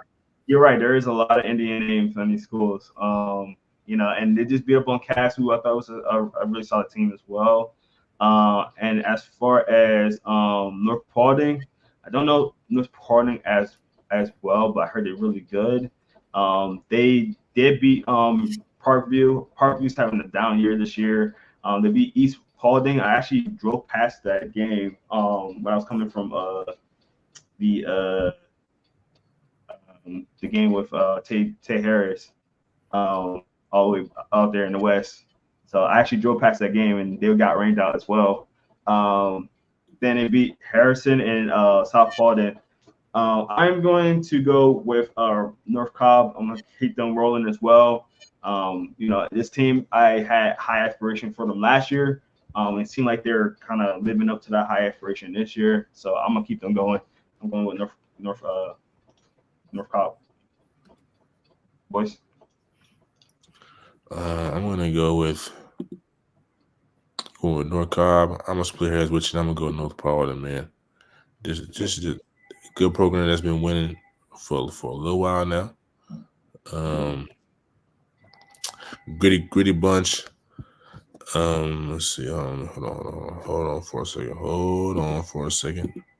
Like I said, gritty bunch. I like what dang it, I'm trying to get my boy's name. Anyway, I'm gonna roll with North Powder, man. I think it's gonna be a gritty bunch. This is gonna be a close game. Been in some big games the last couple of years. Playing this year on the road Warriors, man. I think they're built different this year. I think they're gonna go upset North Cobb, give them the first loss of the season. You're wrong. No disrespect. I know you like that receiver Dubo Gene. Yeah, I know you like him a lot, but no. What North Cobb just did to Cass cannot be understated, and I think they did that on the road. That was nasty work. So yeah, man, I'm rolling with North Cobb. And this one, I think they win big. And this might be the year that Shane Queen can finally make some noise with the Warriors, and they can go make a deep run in the playoffs. They look good, and Nick Grimstead is a lot of the reason why. And they got a very talented bunch defensively. Cameron Cullins, Georgia Tech commit. And then they got obviously Brandon Johnson, offensive line wise, man. They've been doing their thing. They can run the ball. Grimstead's taking care of it. I gotta go North Cobb, man. Respectfully, right? All right, last game, man. We got Kel versus Lowndes. I think that's how you say it. That's every Lowndes, yeah. I feel like we all gonna disagree on this one. You think so? Because Lowndes, Jay, we can double up and pick Kel. So we can hit him over the head. I'm going with Lowndes. I'm going with Kel. I'm going with Lowndes. They're jaw walking every team they play, man. I like Kel. They're a really good team. But from what I'm seeing with Lowndes, and obviously they're a soft team. I haven't had a chance to see them in person yet. So I try not to have the I've seen this team in person kind of perspective. But I've been watching Lowndes from afar, and they've been literally down playing, man. The highest score they gave up is 15 points right now, man. I think Kel is a really good team, really good players. Lowndes been a good team for a while. I'm just gonna take them, man. Taking an upset in this one. Oh, my upset rather. I've already said it. I'm rolling with Kel, man. Yeah, Jerome, I don't think that's really upset. I got to check your picking card because we agreeing too much this week. But I'm going with Lowndes as well. My name to watch in this one is Aleem Brown. He rushed for 2 touchdowns. I think he had over a 70-plus yard run last game when they beat the Purple Hurricanes out of Florida. And I think it's the same thing we see with Coach Adam Carter when we see him with Grayson. They like to pound the rock and play elite defense, and that's what they're doing. And there's no disrespect to Kel. I think Kel has a great team, but it's different going to them South Georgia Waters, man, going all the way down there and playing that type of physicality and team in Lowndes. And I'm not saying that Kel is not physical. They are a physical bunch, but I think it's a little different. And that's a lot, man, to put on, a team to go all the way down south and be ready to buck your chin strap and go to work in that one. So I'm going with Lowndes. It's gonna be a big one. That's gonna be a big one. Also, bonus game. Who does hold on, I just had it. Jerome plays. I know at the top who they play. They play East Paulding. I want to shed some light on East Paulding being undefeated. They've been doing their thing. We haven't been talking about them enough on this platform. So Rome is undefeated. Not undefeated. They're winless. I'm going to pick East Paulding. Just a little bonus game, but I just brought this up because I want to shed some light on the good things they've been doing over there. Yeah, I agree with you. Rome, played 2 really good teams, Carrollton and Toombs County. So East Paulding, I think that's gonna be a good game. We'll see how that goes. East Paulding played North Paulding. They played Paulding County, and they played Harem. So I think they're good games too, man. And pretty good scores on each one of them. So I think this is gonna be a better game than most people. I'm still gonna take East Paulding though. If we're picking teams on this game. Yeah, it's bonus games to talk about them. Probably East Paulding as well. Hate to see Rome go 0-3. They might surprise us and even come out with a big game, but I definitely think it'll be East Paulding. They've been running on the tear. Chance Booknight has been pretty good at their quarterback spot. He can run it, he can throw it, and they obviously got Javin Parker, who's a slept-on 2025 running back here in the state of Georgia and has been having a stellar season. So I'm going with them. I just want to see what the offense is for Rome besides Jaden Harmon, who's their elite linebacker, but he's also playing running back for them. What else do they have outside of him is my key question. I have not seen it yet, so I'm going with Javin Parker and the Raiders. All right. Jerome, you do your question before the 3-man weave or during the 3-man weave? Before. All right. Well, yeah, because I do a football one and then I do a basketball. And a basketball. So I renamed it as Grinded Out Question. The rebrand. I want to rephrase that one. Grinded Out Question. Go ahead, though. Grinded out, bro. No, actually, redo that. All right, I'll redo it. I'll figure out something. But Najeh's face just now was hilarious. I don't know if y'all see his reaction. That was funny. That was funny. But anyway, my question is, man, talk a little bit about Michigan and our loss this week. I want to hear from you guys because you guys cover Georgia Tech, and unfortunately, y'all had a loss as well. I want to know what y'all think about, the game against Syracuse, and what some of y'all final thoughts on that game. Najeh, we can save the best for last, man. Najeh can give y'all a more in-depth breakdown. So I'm gonna get in first before he steals my talking points. Going into the game, I knew Syracuse was a very good defense, even though they're missing the star linebacker, who I believe is an NFL. They got a lot of NFL caliber players on that defense. Missing him, the safety is phenomenal. The young, he's a junior. He's a junior defensive back who had a big year last year. Transferred in, I think, Florida State. Took the starting job halfway. As soon as he got on campus, I think, or a couple games in. But the game breakdown is just the offense started a little slow. Defense, they got picked up. They didn't say they got picked apart, but they got hit for some yardage early on. So I think just having some slow starts, them having to, pick things up as it went on. If they had like an extra minute 30 in that game, 2 minutes, I think the end result would have been different. But I just think, especially going on the road in a hostile environment, having a new culture being impacted on them and them doing a lot of work in the community, the fans are out, the fans are loud. You got to hit teams like that in the mouth. And unfortunately, they struggled running the ball early, which has been their bread and butter when the offense for the passing game's kind of glitching. But I still think Georgia Tech is a top 25 team as well as Syracuse. I just think, sometimes you win some, you lose some, and they lost this past Saturday in upstate New York.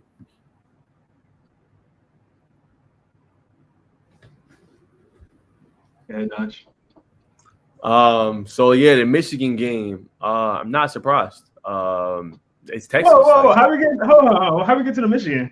You talking about? You said talk about Michigan and talk about the Tech game. No, I said I talked a little bit about Michigan losing. I mean, you can talk about it if you want, but I talked about Michigan losing a little bit, and so I wanted to hear what y'all thought about Georgia Tech.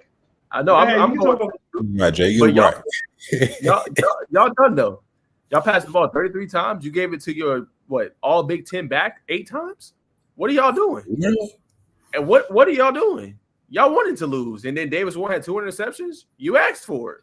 You know what I'm saying? You're the best players of the ball. What else do you expect? You know what I'm saying? And y'all don't have the same team, so it's like lean on your bread and butter. Your bread and butter helped you win last year. Wasn't that the championship game that J.J. McCarthy maybe threw the ball 5 times? Maybe 5 times? So why would you go away? No, he didn't throw it 5 times. Stop that. No, that's cap. It wasn't. I'll say this: it was below 10. It was below 10. It wasn't below 10 either. It was in the teens. Okay, well, it was low. Let's just say that it was very low. So why you want to see bread and butter? You know what I'm saying? That I didn't understand. So, y'all college football playoffs hopes are probably done. No disrespect. Y'all just don't have the same talent. No disrespect to the Before you get to the Georgia Tech, I want to know. Before you get to Georgia Tech, I want to know what Ohio State fan created our state, our schedule, and then Ohio State's schedule. You look at Michigan's schedule versus Ohio State's schedule, it is night and day. We other got to play, bro. We still got to play Penn State still. We still got to play Ohio State still. We got Oregon on our schedule. Just lost to Texas, and I think we got one other crazy winner. Ohio State plays like one good team, and that's Penn State. Well, if you want to put Michigan in there, you can. They play Penn State and Michigan. That's all they play. They play Oregon too. They do? Yes. Okay. All right. I guess. About the same. Like, that's how Big Ten is. Y'all play nobodies for the most part up until those 3 big games. That's what it is. You know what I'm saying? But I'm not. Huh? I said I always have a good defense. Iowa's done. Did you see them lose to Iowa State? What? But they got a good defense, brother. Look like no. I know they do. They don't have no offense. It's the same stuff the past 2-3 years. You ain't gonna beat an elite team with no offense. Right. Done. Same with Notre Dame. You lost to Notre Dame at home. Done. Anyway, literally. Anyway, more than bigger and better. Like I said, Texas is a national championship contender. Isaiah Bond had a pretty good game. Quinn Ewers was just like a Heisman candidate. They look good, and I hope they make college football playoff this year and make some noise. And they're gonna look good. So I personally think they're the best team in college football right now. Who? Personally, Ohio State. I'm gonna say no. And Georgia. Them in Georgia. Texas and Georgia. Yeah. They're the best 2 teams. I know y'all about to get real mad at me not saying Georgia. I mean, Georgia's one of the best teams. Bama looked pretty good in that second half against USF, though. I will say that.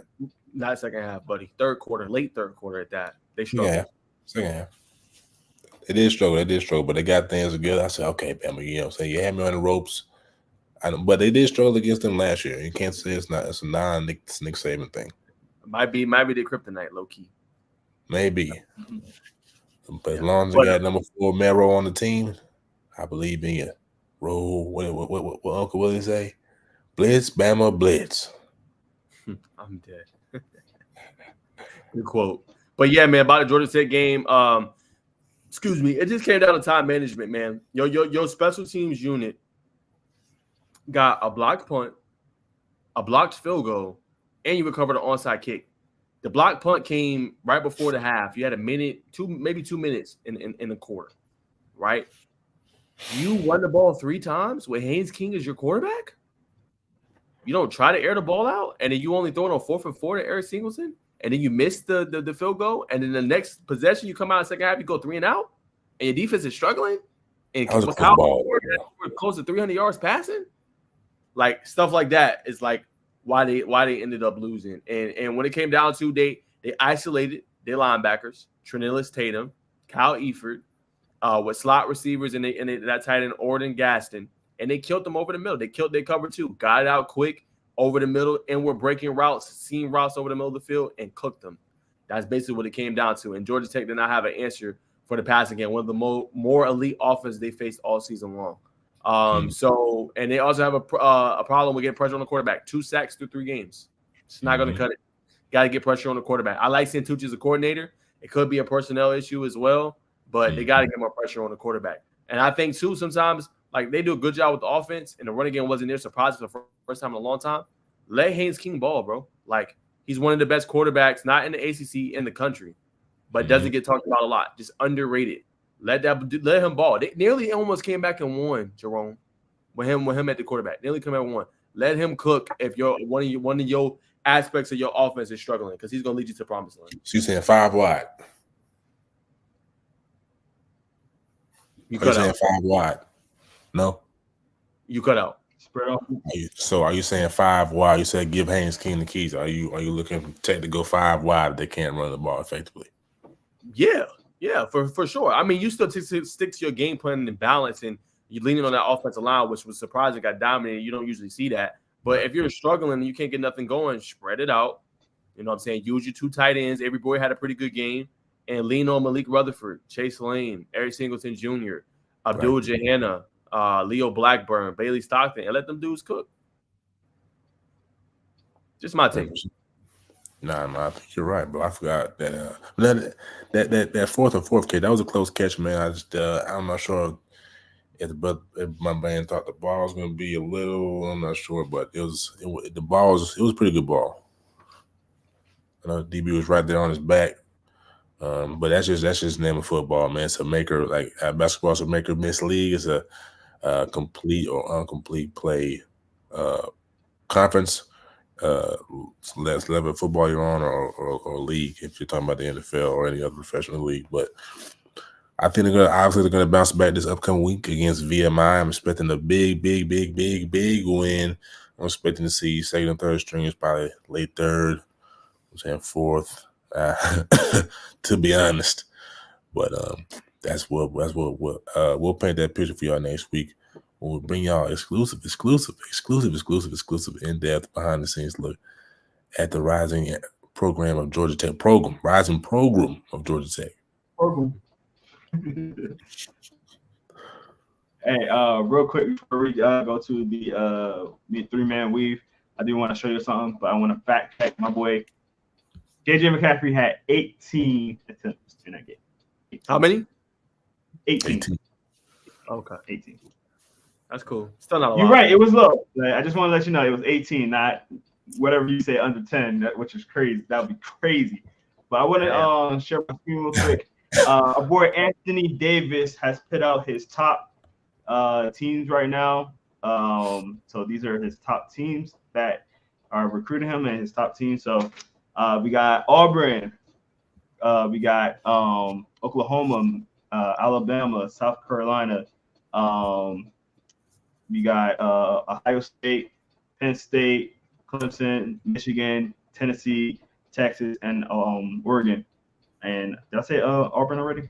And Auburn. So real quick, I want to hear what you guys think. What would be the top team for you guys for him to go? Go ahead, Nash. I don't know. It's hard to say. It's still so early in the recruitment. I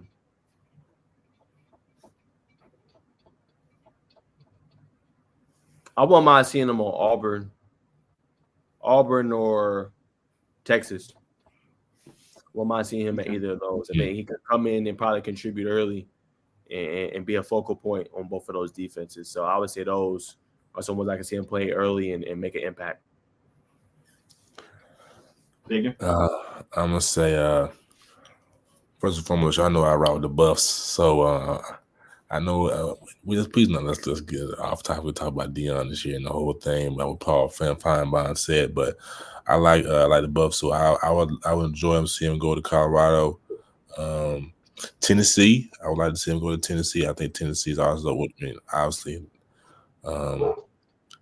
Tennessee, I wouldn't mind seeing him go to USC, man.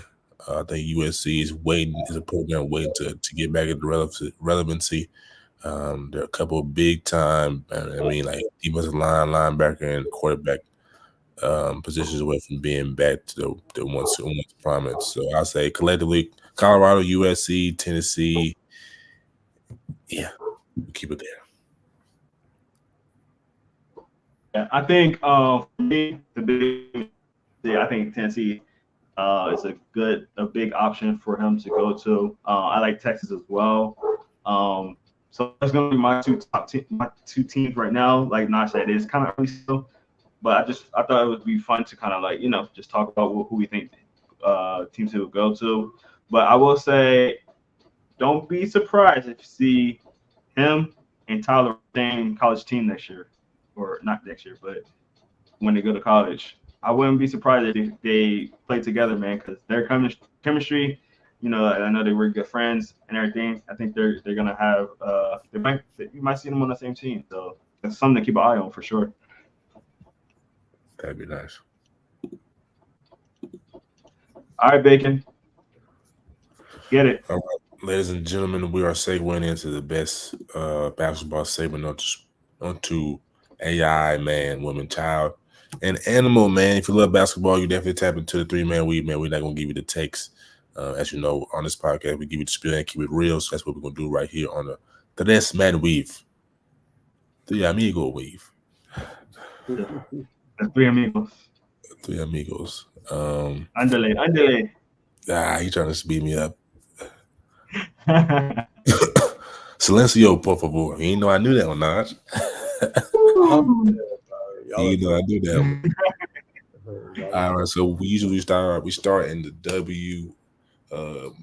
Angel Reese is out for the rest of the season. I'm sure everybody knows by now. Out for the rest of the season with the wrist injury, man. That's unfortunate. So I mean, before this injury, Caitlin Clark was a shoe-in to win Rookie of the Year, and with Miss Reese missing the rest of the season, you can stamp that if you haven't already stamped it. But it's gonna be unfortunate to miss her presence, man. The heroine of Chicago Sky had a lot of good things brewing.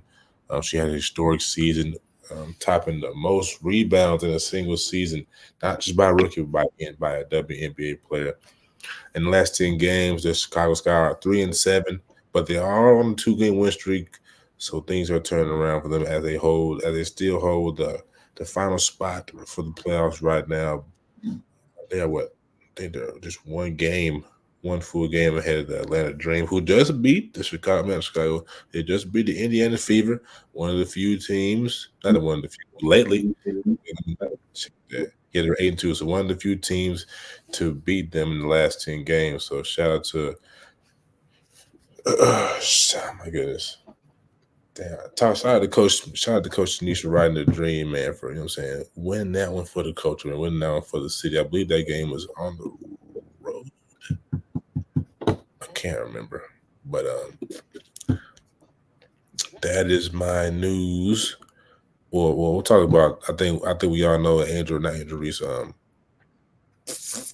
number 22, the best player in the league. My goodness, bro. I know I'm talking about, right? The best player in the WNBA. A'ja Wilson. A'ja Wilson. I knew it was A. Forgive me, ladies and gentlemen. A'ja Wilson, man, she's definitely showing to win MVP this year. Stephen A. had a WNBA royalty on his podcast this past week, and she said, "Yeah, best player in the league, gonna be best player in the league for a while." What I heard about A'ja Wilson is that she's a team player, man. She like when things come around for the team, she's the first person to do little nice things, get balloons, all that little nice stuff that women do, man. But definitely want to shout her out for that. So without further ado, we're gonna segue out of the W, and we're gonna talk about the most recent commitment. If you tapped into my TikTok, you know I talked about it. 4-star Matt Gill was a tech target, which is why Najeh and I definitely knew about what the young man had going on. I believe Najeh saw him at Peace Jam. I believe he raved about it, so we'll bring him on in just a second and allow him to tell y'all the insight that he knows about his performance at Peace Jam. But he committed to LSU per Joe Tipton. He had him on his platform.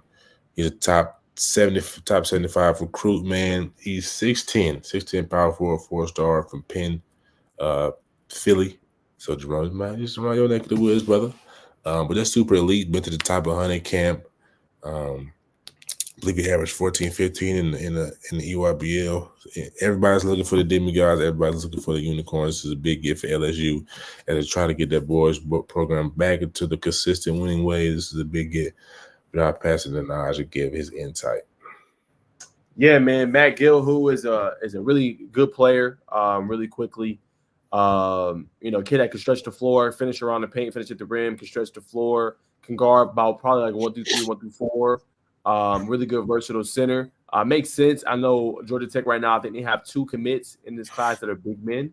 So obviously looking to kind of kind of grade out their class. Or I know they got one that's a 24, but he kind of like reclassed. He'll be coming in as a 25. So obviously he's on there. It's another player that they're heavy after Jackson. I think his name is Jackson Ivy. I might be wrong, but I know he's playing for Overtime Elite this year. He's another one that's high end on the program that wants to join Georgia Tech. So yeah, man, a really good player. I think he'd be great for LSU and what they're trying to do and how they're trying to rebuild the program. But yeah, like I said, he does all those things well. Can finish around the rim, can take you one-on-one, can spot up, guard, multiple positions, all around, just great player. 100%. We'll segue into some big hoop news. Again, staying by the big fish in the class 25, 26, if you will. Started with Caleb Wilson, Holly Innocence, local hooper, straight out of the city of Atlanta, around the north area. He just went to Alabama this weekend on an official visit on an OV, so that's big. That's news if you didn't know. AJ DeBonso was in Kansas. Purdue attempted September the 8th. That's big. Who else? You got somebody just no. Somebody just saw Coach Cal.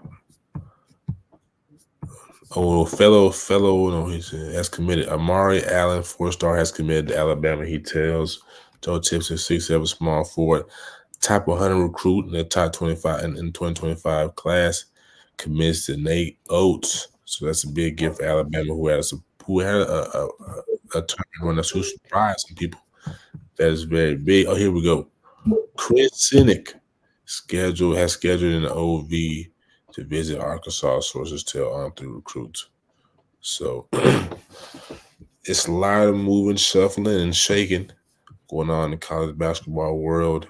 St. Joseph, 2025 top 15 recruit Tonde Youssef has cut his list down to 6 schools: Kentucky, Kansas, UConn, Baylor, USC, and Arizona State, man. So that's pretty much a lot of the big news off the college basketball. Let's see, hold on. I see Coach Stoudemire additional updates. Okay.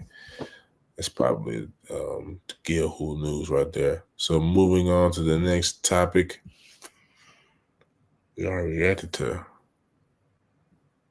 We're going to transfer to look at the two-way transfer portal per Kyle Sandy. So Jay, I'm going to share my screen here real quick. All right, brother, we tapped in. All right, Class 2A. Let's see what we got here, man. Again, what I like to look for on this list when I'm looking, like to see if I see a lot of teams that pop out to me first. Okay, I see Holy Innocents. I know that's a big name brand. Kingston Whitty, transferring from Lovett to Holy Innocents. Lovett's where Christian Anderson went to. Is they have some hoopers there. 6'1", a guard, probably a little scoring guard. Let's see, Chattanooga Prep to Salem. Salem is an Atlanta school. Eli Gaines from Chattanooga Prep. That is also the birthplace of Ace Bailey, along with many others. Chattanooga is also where Terrell Owens went to college at. If you didn't know, now you know. Let's see, Xavier Lewis from Miller Grove to Columbia. Does any transfer on this list jump out to you guys? I'm gonna go Bryce Thornton from Fulton Leadership to South Atlanta. I think that is a big one as well. East Side, Will Russell to North Cobb Christian, and trying to help out their basketball program. I think that's another big time transfer for them and what they're trying to do and get back to kind of their relevancy. And then I'm gonna go Kingston Whitty, 6'1" and guard, transferring to Holly Innocence. I think that's another big get for their program. Looks like Caleb, unless something changes from now, likely he's going to be on Holly Innocence this year. Didn't hear anything about OTE or I'm going to another school, so he will likely be with Holly Innocence again this upcoming season. So that is big for them and what they're trying to do as well. So I think having another good guard alongside the guard they had last year will be very, very big. I'm pairing him up with They got nothing to go out on that team. It's like 6'7". His sister played with them. I think she graduated 2 years ago now. But yeah, let's tap into Mr. Sports Radio. We talked about Nas Anderson, beginning of the show, had a spectacular showing at the Georgia Elite Showcase. Let's say Double Trouble Invitational Peach today. I thought they had it this Saturday. Must have my dates mixed up. Leroy Mack, 6'7" wing from Florida. Mack was an impressive figure. This is all Atlanta Sports Real reading off his Instagram page. He made himself a menace on the boards and showed in spurts of being a big man who can stretch the floor if need be. Faces up, makes his defenders get small, shoots over the top, and has a solid short hook and a very quick second leap for putbacks. Riviera Prep from Miami, Florida. We know Miami has a lot of great athletes. This was the Elite 60 showcase. Rajon Rondo and Josh Smith are in the building for the Double Trouble Invitational evaluation period. Jerome Salisbury was there, making his presence felt. So there's a lot of basketball motion this past weekend. But that'll conclude. Unless you have anything, that's pretty much. We talked about it, Jasper Johnson. We can revisit it, but yeah, I think real quick is big for the program. I don't think we've said it on the pod. For Kentucky to land that guy, they also landed another top recruit. I believe another blue chip recruit at the basketball spot. So just keeping your guys in state is big. I thought maybe he might go to Arkansas. I thought about it again. I was like, it's kind of crowded. At Kentucky, he can kind of go there, be the guy, and kind of be kind of part of what they're trying to do and build under a new coaching regime. So shout out to him, man. That's a big move for him. What I like most is that my question was, can he score in bunches? Can he take over a game? And he showed that when we was at the Peach Jam, and not Peach Jam. I'm sorry, when he was at Nike YB Section 2 in Atlanta, really took over and dominated the game. They did lose, but he showed me he could score a lot of points pretty fast. So that's top. He also got Overtime Select down at Overtime Elite. That will be this weekend as well. They have games starting, I think, at 5 o'clock and then obviously at 7. Probably right after the Georgia Tech game concludes. I might stop by there, just be able to go see some of the talent for the 7 o'clock game. I'm thinking about doing that. They have a Sunday one too. I don't know if I'm going to go Sunday, which is so much I have to do now with so much being on my plate. But I think I'm going to stop by Saturday after the game is over and just check out the talent. I might interview a couple players or something, just get some different content up. Top girl hoopers in the country. So what better spot than OTE? And I'll be making a lot of appearances this season as well, going down there. Miles Laley, just run a great show down there, man. Their PR department and communications team is phenomenal. So can't wait for that. That should be a lot of fun. And unfortunately to see Angel Reese would go down with a wrist injury. Hope she fully recovers. Probably her Caitlin Clark's award to lose. And it's kind of crazy to see them kind of propel themselves in the standings. Remember, they were a sub 500 team. Now they're 19-17. So that's kind of cool to see them kind of propel themselves. And we was asking, I don't know if you remember Bacon before, could they catch Phoenix? And they've caught them, and now they have a 2-game lead. So that's pretty good. They don't have one of the lower seeds. They'll be a 6 seed, but hey, they still got a puncher's chance. You ain't got to play Minnesota. You ain't got to play Connecticut Sun. So you got to like their chances as well. Oh, well, that's true. That's true. I also forgot to bring up the NBA schedule was released yesterday, if I'm not mistaken. They was talking about on NBA TV, game 1 of the season. I think it's the Timberwolves. They play the Lakers. And somebody plays the Celtics. It's the Knicks. The Knicks play the Celtics. So I just want to get your thoughts on those, both of y'all, on the first 2 games of the NBA season. You said Knicks, Celtics. What was the other one? Timberwolves, Lakers. I kind of like it. I want to see. I've been seeing some reports about the Lakers with Max Christie getting a little bit more playing time. I want to see what they do with the rookie. I think he could be really good for them. Dalton Connect. And what he's able to bring to the table, man, shooting the 3 ball, being able to be an extra scorer. We got to see what he's going to look like defensively first, how he adjusted that side of the ball, but he could be another great just scorer for them, somebody that can be really good as a second unit. And I just want to see the players around LeBron. He ain't got too many more seasons left. Who else is going to step up besides him and AD? They need another scorer, another guy that can come up in that spot that can also defend too. So it's an interesting game. How does Anthony Edwards' season look after they got so close, making it to the conference finals, going up against obviously Luka, coming up just a little bit short? How does the team look now? They got Rob Dillingham. What role can he carve out this year? Can he be that second point guard? Will Mike Conley kind of teach him a little bit as kind of his kind of replacement in the future? That's good, really interesting storylines there. The Knicks, Celtics defending their title and their throne. Apparently, I'm hearing Jaylen Brown wants to come for a lot of smoke next year. Like he's mad about not making the Olympics, and he don't feel like he gets the proper respect that he deserves. And how they're going to defend their title is going to be one of the biggest questions. Some people said, "Oh, well, so many people were injured and not giving the Celtics their credit and praise that they deserve." So I want to see how they come out and play. And then the Knicks was the team I thought, and I was really excited for last year. Could they, get to a conference finals? Jalen Brunson ended up getting hurt. Julius Randle was injured. They ended up getting the boys back together. Obviously got, Mikal Bridges. Yeah, Mikal Bridges, Jalen Brunson, Dante DiVincenzo, Josh Hart, got all of them together. So, can they be able to kind of recapture some of that magic and be able to make a conference finals? Because I thought for me, Bacon, them playing the Celtics in the conference finals instead of Indiana would have been way more competitive. I thought maybe even a 7-game series. So I want to see how they come out game one and kind of how they play. For sure. They also added OG Anunoby, 6'7" guard from Indiana. That's gonna be big. You pretty much hit the nail on the head. That's gonna be a big one. I think right now Dalton Connect slid to come off the bench.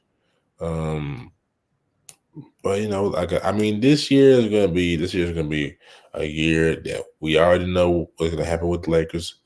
Likely a 10 seed. Next year is what we're all really banking on. Steph, stop playing. We saw what you and Bron did in the Olympics. Team up, man. Team up. These young bulls, man, they're taking the league by storm. You don't want to go out like that, brother. You don't want to become I'm not gonna go into all that, but we would like to see we would like to see that Steph Curry and LeBron team up. That's what the world needs, man. So that's for the Lakers and the Timberwolves. Anthony Edwards are going into year 3. Just want to see how his game grows. But yeah, I like the lineup. I'm definitely going to tap in, tune in. As I watch more college football, I'm becoming even more and more of a sports junkie. Though I have not watched as much baseball this year, but baseball is very near and dear to my heart. Huh? Really? You become more of a sports junkie after watching more college football? Okay. I didn't know that. Nah, for sure. Because, it's like college football is very new to me somehow. It's like so much to learn in college football. You got to learn about the rivalries. You got to learn about the stadiums. You got to learn about the coaches, the history. So it all, in college football, college sports, college athletics, it all sings together because players come through. You're like, oh, he went there. Oh, let me see how. So, you know what I'm saying? So, for sure. It's nothing like college football, man. Nothing like it, bro. It's different atmosphere, different vibes. The only thing I'll say is a slight negative on it is just so many teams, which rightfully so. Obviously, you got so many schools, you get so many teams. But, if it wasn't for that, I think, college football would be more popular than NFL, to be honest.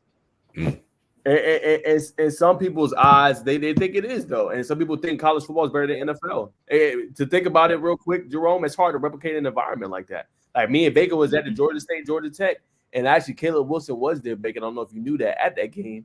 Watching them a couple Saturdays ago. And, the environment, it felt like a real college game. I'm not saying it wasn't, but just for Georgia State, who's a good team, but, kind of on a rise, just to have that kind of atmosphere, so many people there, just talks about how elite and how different college football is. And to rebuttal your point about so many teams, we see it right now with high school football. There's so many teams we have to know and remember. It's probably twice as much compared to college. So at least college, you can look up stats on any team and be able to get, research. When it comes to these high school teams, you got to definitely dive in more to be, knowledgeable, be able to understand. So definitely not as easy. But I did want to bring up 2 quick points. before we obviously transition to our words of wisdom. Georgia Tech obviously is continuing to be on the national spotlight. Jordan Mason had a career night last night. 28 rushes, I believe he had 140 plus yards. Balled out in the absence of Christian McCaffrey. Went to Georgia Tech. A lot of love. So shout out to him, man, for taking and seizing his opportunity. Played along with Jahmyr Gibbs, who plays for the Lions right now. Obviously he transferred to Alabama, but cool to see. And then Ricky Brumfeld, who we met at Georgia Tech Bacon, he just received a lucrative contract extension. I don't know if you've seen that. I wrote an article on that. $425,000 annually average value. And he coaches the special teams. He's an associate head coach, and he's the cornerbacks coach for the Yellow Jackets. So big extension for the Yellow Jackets to keep him, especially him being one of the best special team coordinators in the country, not letting him leave and go to another program. 100%. That is very well said. I had one more thing, but it's sorry, I just slipped my mind. I got to look at that Ian Jackson practice film, and I was like, so we can transition. Oh, A-Rod. So I'll say this: A-Rod looked okay. But the offensive line let me down. But y'all want me to go to my question of the day, or? Oh yeah. Can't forget about Jay's question. I mean, the grind. Man. Question. It's the only time I get to talk about basketball, man. I don't know much. I gotta ask a question. All right, 100%. So the very popular sports basketball website Hoops Hype. I know. I'm pretty sure you know about Hoops Hype, Bacon. Online sports is kind of like Bleacher in a sense. They came up with their top 100 NBA players going into the next season. I want to know, have you guys got to see it yet? And if not, I want to put it on the screen, but I want to ask you following this. Have you guys got to see it?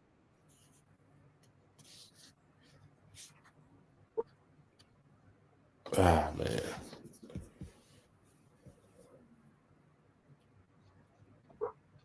Guys, this yet? Be kind of in and out. But nah. All right.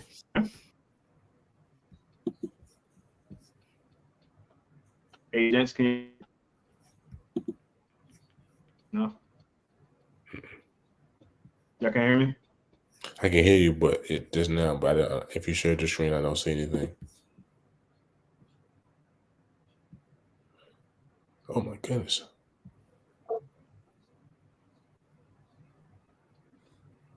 Did you see this yet? Not yet. I want to know who y'all think is the last player on the list, and then who's the top two. Quick guess. What class? It's NBA. Oh, top two players on the list. That's tough. I would say probably it's tough.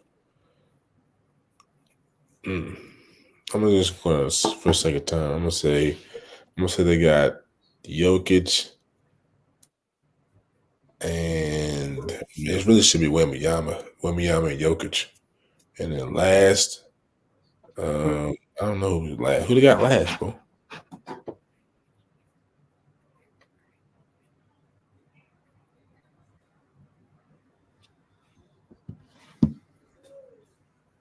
You there, Jay? Who do you think it is, Najeh? Yeah, who do you think it is, Najeh? Probably top would probably be Nikola Jokic. Maybe Jason Tatum. Maybe. Who else would be a top one player in the NBA? I'm trying to think. I know Nikola Jokic would be up there. Not Embiid, but he's a good player. I'm trying to think who else is like top in the NBA. Maybe Steph. Maybe. Got Giannis. Yeah, I was thinking Giannis, but he's been hurt the last few years. I'll say Nikola for sure. At the bottom, probably like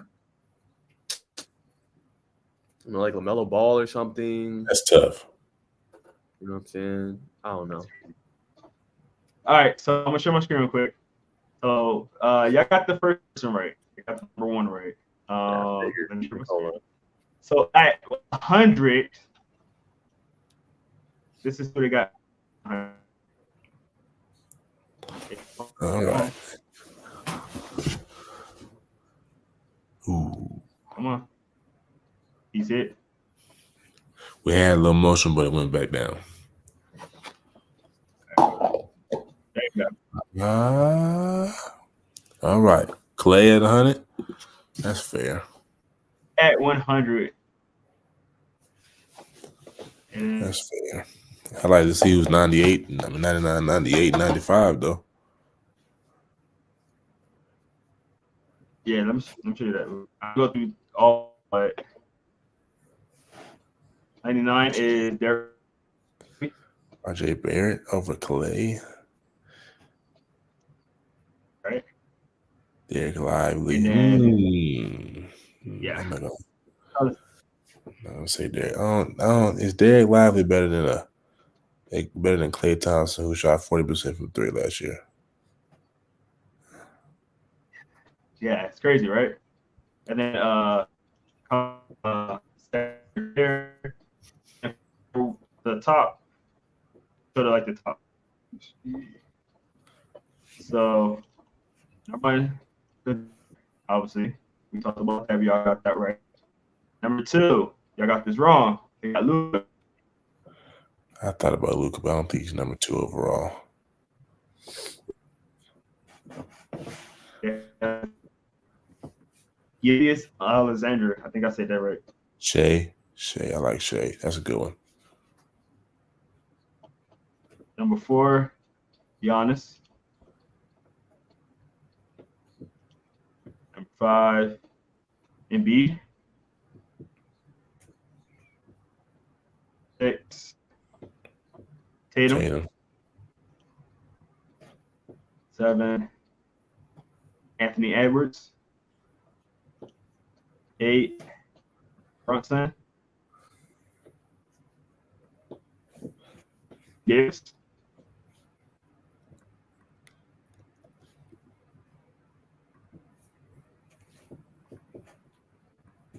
What I think about the top 10? Like the Clay's at 100. I think it's fair, but I don't like it.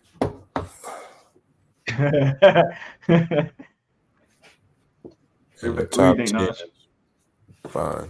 I'm the same. I think that's a little overhyped for Victor. Like, I know he's good, but top 10 player in the NBA, yeah, nah, not yet. We gotta sparse the hype up just a little bit. You know, if we're gonna come for Jason Tatum for so many years and him not winning a championship and Brown, like, you know, let's have that same energy. Let's not overhype the kid. Same with Anthony Edwards, like they didn't start getting him his fouls until this year. So I think that's a little premature. That's just me though.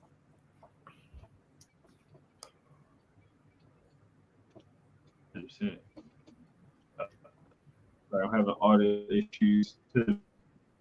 So I just wanted to ask you guys about that list. I see it on hype. I'm sorry, who? Wait, if I can go see full list. But Bacon, I'm gonna let you go to the next segment while I fix my audio. Yes, sir. Yes, sir. Well, ladies and gentlemen, we're going to transition to our words of wisdom. You know what I'm saying? Usually we'll let Brother Najeh, Brother Wilkins go last, but today we're going to push him first, man. Somebody who's growing, seeing a lot of motion, seeing a lot of things come his way. We want to let him bestow his knowledge on y'all this night tonight.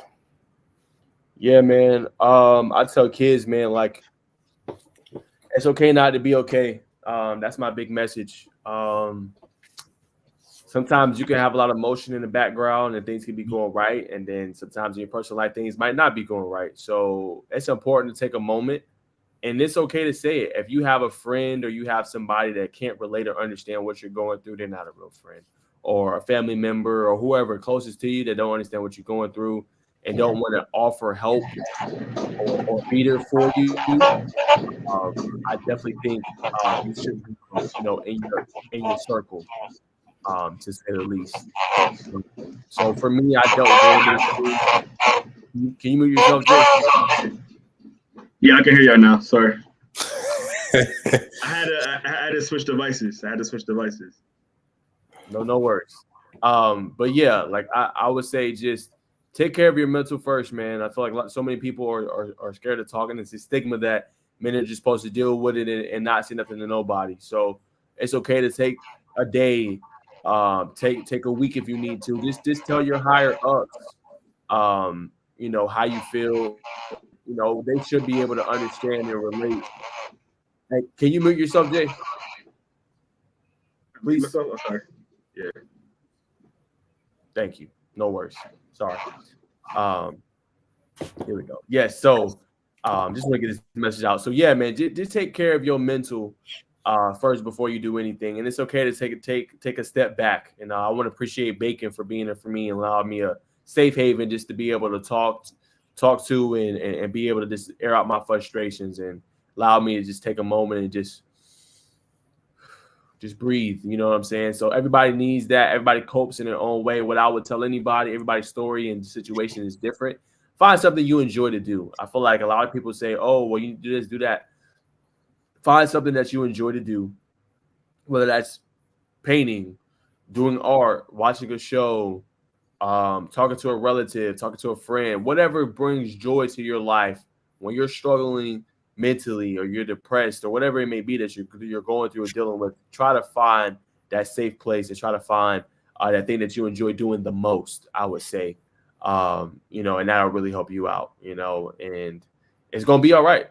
It's temporary. I think that's the key point. It is temporary. How you're feeling, it's I hate to say it is an emotion. Sometimes it is a reaction, but what you can do for yourself is just know that you're going to come out on the other side and you're going to get through it, whatever is tough that you're battling, that you're dealing with. Just don't let it feel like it's the end of the world or that it's all caving in on you.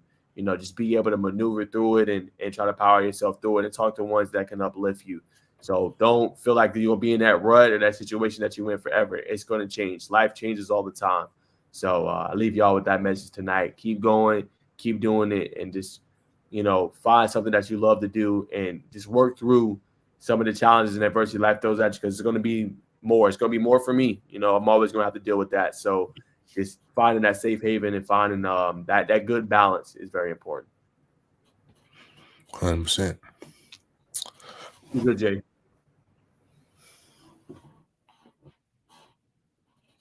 Mute.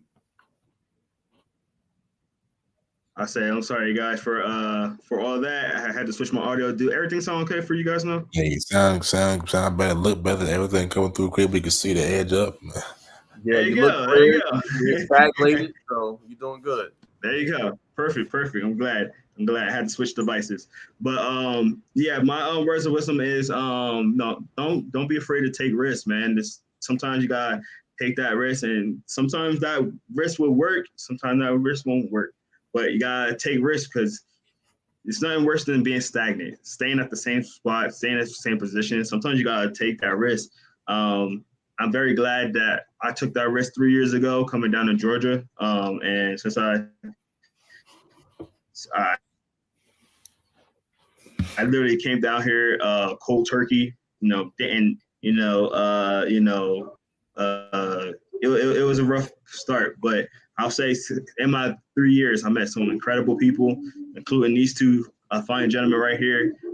Being able to do a podcast like this, starting the business, getting the business up from, when I came down here, I think we was like 1,000 followers on Twitter. Now we at 10,000, approaching 11,000 right now.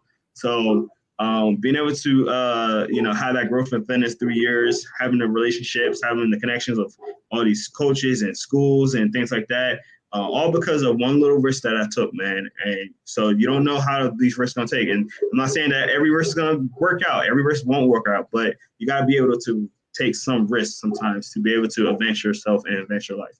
So I'll say take calculated risk for sure. But that's my words of wisdom today.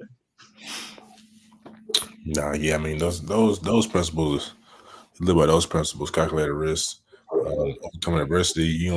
Learning how to overcome adversity, learning how to become uncomfortable, being comfortable, being uncomfortable. Which I feel like those two things are definitely things that have been beaten to the ground since 2020. But it rings true. To add on to that, I would just say, educate yourself. If you're in business, search up business. Watch Market Mondays. Watch Trapping Tuesdays. Just engulf yourself in business. Take some time out to read the Constitution.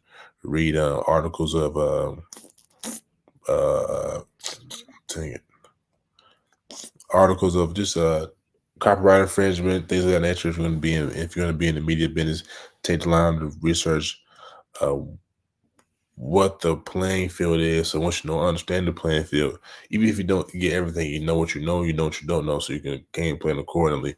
Just don't go out here blind in the business world. So that's in anything, dude. If you're gonna be a great football player, you're gonna know how can I tackle, what's the best way for me to tackle because of my size, what's the fundamentals, and so on and so forth. But just double down on information that's well needed in order to strive in the industry that you go in. And also go like for us, we live in Georgia, so we want to go to Atlanta, right? We want to go out there and especially in Atlanta, man. People talk about, man, Atlanta is like, man, I came down here. There's so many like-minded entrepreneurs going in one direction. So just a little side story for me. Out in Atlanta this past Saturday, went to a random spot, pool hall. It's my friend's birthday. Went up there, met some folk there from Pittsburgh, you know what I'm saying? One brother's from Georgia.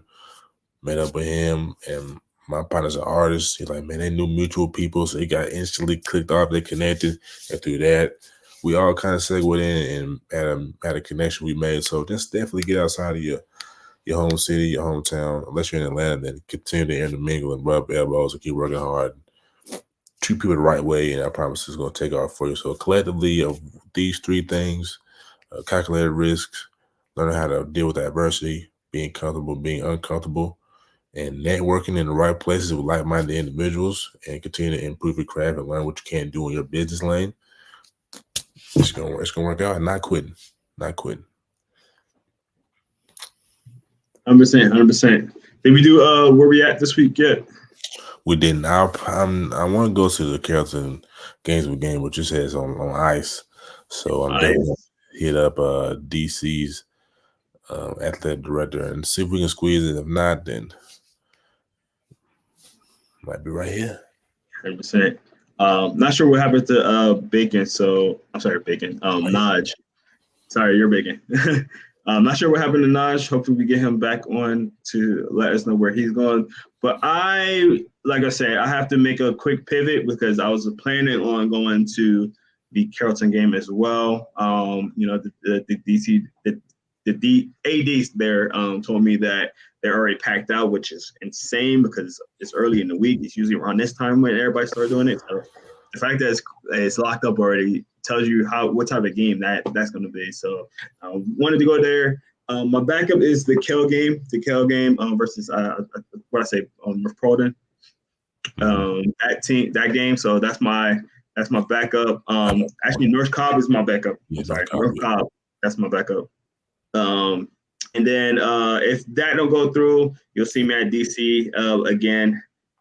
So I got two other options right now. I was sure I was going to get into Carrollton because, me and the Carrollton, I know I'm got a good relationship with the Carrollton AD. He let us in a couple of games. Me and Jeremy, he let us in a couple of times. So I was sure I was going to get in there, but he's already saying it's packed up. So I got to kind of pivot with those other two teams. But Najeh, where will you be at this week? Nowhere special, my friends. Same as last week. Reporting from home. He'll be live streaming, watching the game. Reporting from home, yes. So I might hit something on Thursday. We'll see. But that's up in the air. You know what I'm saying? But that's more so, individual. But for the most part, I'll be home. Gotcha. All right, man. Cool. Well, thank you guys for getting on with us. That's going to end it for us today. Make sure you go hit up everybody on Twitter, Instagram, Facebook. You see all the socials down there, right next to Bacon. Make sure you do that for us, man, and definitely support us. Get these guys to 10K. This is where they currently stand at. That might need to be updated, but this is where they were currently last week, man. Get them to 10K. help my boys out, man. They do great stuff. So if you're watching on my platforms, go over to Najeh and Bacon's platforms. They're doing great stuff. I love their content. So make sure you tap in with them, especially if you want to get some great college, high school news and information. Go to these guys. Go ahead, Najeh. I want to give a shout out again to Bacon Network. He's been doing a great job with his basketball takes. So I'll be sending him a lot of them, and he'll be doing little takes on them. So make sure if you're not subscribed, make sure you go to the TikTok, you like, comment, and you go give him a follow, man. He's trying to build a brand on TikTok and open up another revenue stream for himself. So y'all go give him a shout, man. There's so much basketball news he be on, man. So y'all go give him a follow. My channel's growing as well there. Yes. I'm close to 400. Well, I'm past 400 now. I just try to do content every day. So, y'all go subscribe to Bacon Network on TikTok and help him out, man. And Bacon, as a tip, I'm going to help you out here, brother. When you do your hashtags, right, do hashtag the sport you're talking about. So if it's basketball, hashtag basketball, or if it's college basketball, hashtag college basketball. Do the team you're talking about. If it's a certain player like Georgia Tech, he's going to commit to Georgia Tech, or he's going to go commit to LSU, Arkansas, whatever it is. Tag them next. And then do hashtag reaction, and then do hashtag latest, and then do hashtag FYP, and then do last, and then do hashtag trending. And the last tag you need to do is at Bacon Network. Just want to help you out, brother. So you add like at the schools? Say it again. You add the schools? No, not at. Just hashtags. Hashtag, okay. Right. Yeah, just hashtags. But yeah, do it like kind of that sequential order. I bet. Got you. Thank you. Help the boys out on the tickety talk. Help the boys at the tickety talk. You on the way? I'm at 4:15. We on the way, Jerome. Yes, sir. Yes, sir. Man, stay tuned. We're dropping some IRL content, man. IRL. That mean, if you're young, you know what that means. IRL means in real life. So we're gonna be streaming. I'm sure the three of us will see us in the stream. Tap in. And before we get off, also, we want to thank our sponsor right now, Phenom, for the Phenom gloves that we'll be giving out at every one of these games. Phenom Elite. So you want these nice, beautiful gloves. They got them in every color. You go and get some on their website, phenomelitebrand.com. Go put our promo code in right above me, ITH Football. Get 10% off on that. And if you at one of these games or you see us at one of your games, make sure you ball out because we giving out free gloves, baby. So go do that. And again, we thank Phenom for sponsoring this podcast. Because this is the First and Foremost podcast where we not only give you the spill, but we keep it real. Let's go, baby. That's good. It is. You like that? Hey, I ain't gonna lie, twin. It's hard to you cutting in and out, so it was kind of hard to know when you was gonna say it. I didn't want to mess up your flow. But that's elite though. You got it down now. That's elite. Okay, cool. I'm hoping that the device switch kind of helped out with my This is better. For sure. This is better. Definitely. Okay. So I'm gonna have to use this one more then. I'm gonna have to use this one more. But thank you guys so much for joining us tonight, man. We hope to see y'all next week, man. Tap in. Make sure you follow those socials.